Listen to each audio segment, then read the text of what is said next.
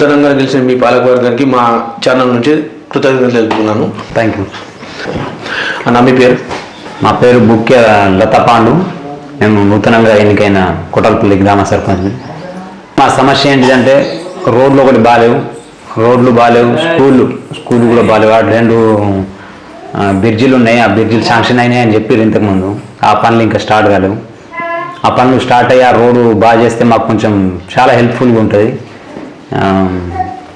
రవాణా సౌకర్యం కూడా తిరగనికి కూడా లేదు.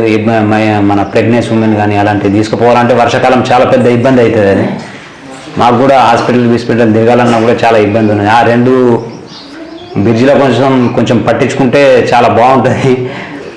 ఇంకా మాది డ్రైనేజ్ సమస్యలు ఉన్నాయి, డ్రైనేజ్ కూడా చాలా అవసరాలు ఉన్నాయి ప్రజెంట్గా అయితే. స్కూళ్ళు కూడా ఇంతకుముందు ఎప్పుడు మినిమం 50 ఏళ్ళ కింద కట్టిన స్కూళ్ళు ఉన్నాయి. ఆ స్కూళ్ళని కొంచెం ఇంకోసారి రిపేర్ చేయించి లేదా కొత్తగానే ఏమన్నా నిర్మాణిస్తే చాలా బాగుంటుంది. పెచ్చులు ఊడిపోతున్నాయి స్కూల్, అది కొంచెం కేర్ తీసుకుని చెప్పాలని మేము అనుకుని ఆ సమస్యలు మేము ప్రజలకు చెప్పి మేము బయటకు వచ్చినాం.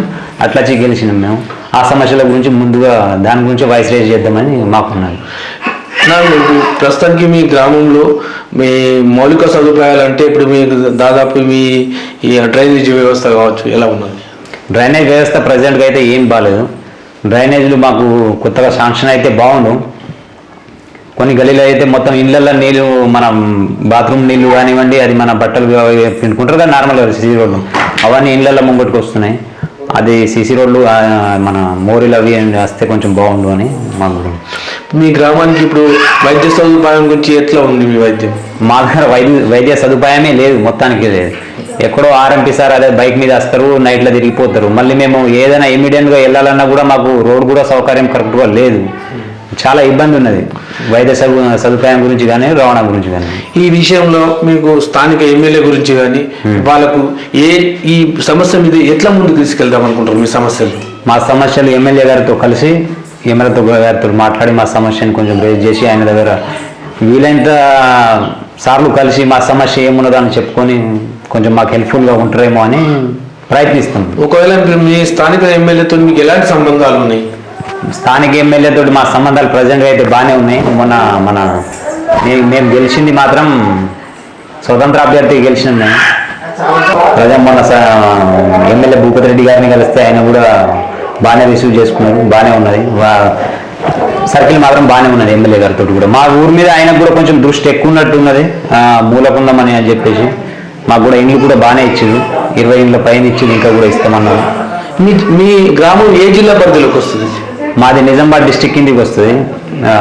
రూరల్ కిందికి వస్తుంది. రూరల్ మండల్ మాది దర్పల్లి.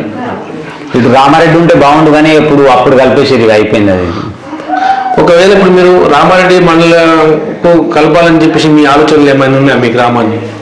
మన రామారెడ్డి మండలికి కలపాలనే ఆలోచనలు చాలా ఉన్నాయి. ఇంతకుముందు కూడా ఇంతకుముందు ఎమ్మెల్యే బాజిరెడ్డి గారు ఉన్నప్పుడు కూడా కలిసినాం. ఈ ఎమ్మెల్యే కూడా చెప్పినాం వీలైతే చేస్తామన్నారు. చేస్తే బాగుంటుందని మా ఆలోచన. రామారెడ్డి సైడ్ చేస్తే ప్రతిదానికి దగ్గర ఉంటుంది. ఇటు ఒంటరి మహిళలు ఎటైనా వెళ్ళాలన్నా కూడా కొంచెం బాధ ఉంటుంది, దూరం కదా. ఇక్కడైతే 7 కిలోమీటర్ల దగ్గర ఉంటే కొంచెం ఇటు సైడ్ కేర్ తీసుకుంటే మేము కూడా రుణపడి ఉంటాం. మీ గ్రామం అటవీ ప్రాంతంలో ఉన్నది కాబట్టి మీకు ఎలాంటి సమస్యలు ఎదురవుతుంది?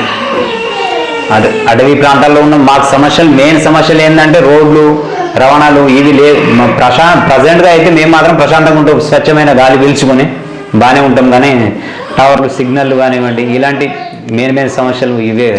రోడ్లు, ఈ సిగ్నల్స్, ఈ ఇబ్బందులు బాగా ఎక్కువ ఉంటాయి. ఒకవేళ ఇప్పుడు మీ ఊరికి గ్రామానికి బస్సు వస్తుందా రాదా? బస్సు ఒకటే వస్తుంది. అది కూడా మొన్నటిదాకా టైం సెట్టింగ్ లేకుండే, ఇప్పుడు కొంచెం సెట్ అయింది. మళ్ళీ ఈవినింగ్ పూట లేదు, 3 గంటలకు ఇట్లా అయిపోతుంది. 3 గంటలకు వచ్చేసి వెళ్ళిపోతుంది.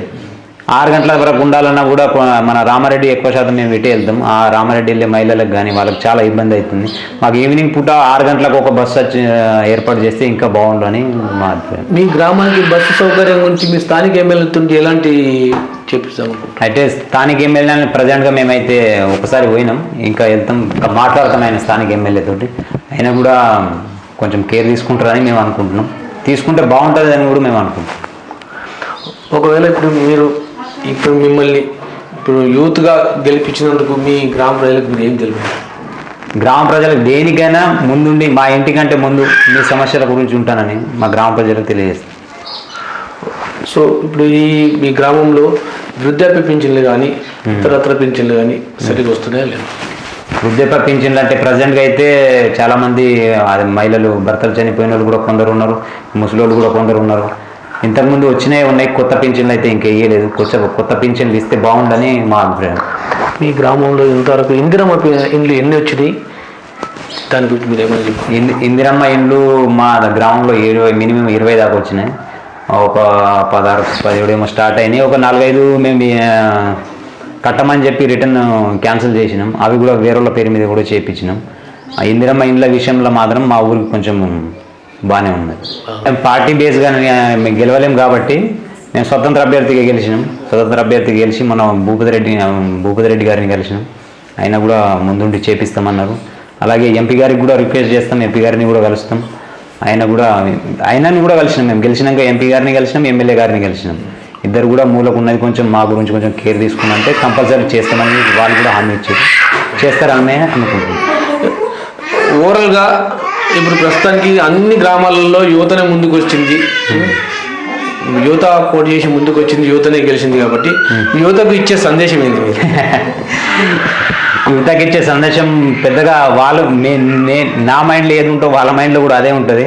ఇలాగే ముందుకెళ్ళి మనల్ని సపోర్ట్ చేసిన మన యువతని కూడా మర్చిపోకుండా మన ఎంబటినే ఉండేటట్టు వాళ్ళు కూడా మనం ఈరోజు ఎదిగినామని వాళ్ళ పక్క పెట్టుకుని వాళ్ళని కూడా మన స్థాయిలో ఉంచాలని చెప్పి మనం కూడా కృషి చేద్దాం. టైం వచ్చింది. ముందు మాకు కామారెడ్డి నుంచి భీమకల్ వరకు ఒక బస్సు వెళ్తుండే. పొద్దున కాలేజీకి వెళ్ళే పిల్లలకు సాయంత్రం రిటర్న్ వచ్చేటప్పుడు కూడా అదే బస్సు ఉంటుండే. అయితే ఆ బస్సు కొంచెం బంద్ అయింది. అది మళ్ళీ మాకు కొంచెం మళ్ళీ అదే టైం వేసి ఉంటే మంచి బాగుండని మా అభిప్రాయం. వర్గం మొత్తాన్ని తీసుకెళ్తాం. సర్పంచ్, వార్డు మెంబరు, ఉప సర్పంచ్ అందరం కలిసి వెళ్తాం, మాట్లాడి దాని గురించి ఆ సమస్యను రేజ్ చేసి కొంచెం దాని గురించి వాళ్ళు కూడా కొంచెం ఆలోచిస్తే మాకు కూడా బాగుంటుందని మేము అనుకుంటున్నాం. మీ కల్వర్ట్లలో మధ్యలో కొంచెం డ్యామేజ్ పెట్టి దాని గురించి ఏమన్నా మొరంగా అంటే పొజిషన్ చేస్తాము.